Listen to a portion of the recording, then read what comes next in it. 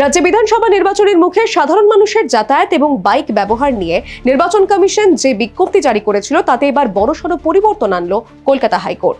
এর আগে মঙ্গলবার নির্বাচন কমিশন যে বিজ্ঞপ্তি জারি করেছিল তাতে বলা হয়েছিল ভোটের 48 ঘন্টা আগে থেকে কোনো রকমের বাইক মিছিল করা যাবে না এবং সেই সঙ্গে নির্দিষ্ট কিছু সময়ে বাইক ব্যবহারেও কড়াকড়ি করা হয়েছিল।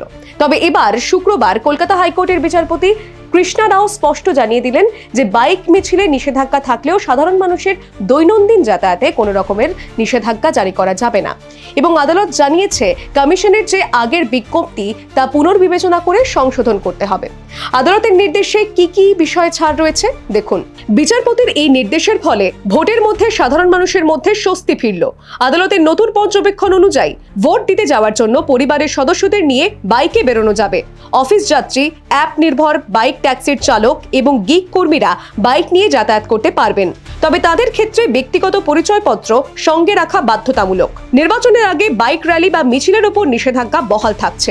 বিচারপতির মতে নির্বাচন শান্তিপূর্ণভাবে সম্পন্ন করা যেমন প্রশাসনিক দায়িত্ব, ঠিক তেমনই নাগরিকদের স্বাধীনতা রক্ষা করাও সমান গুরুত্বপূর্ণ।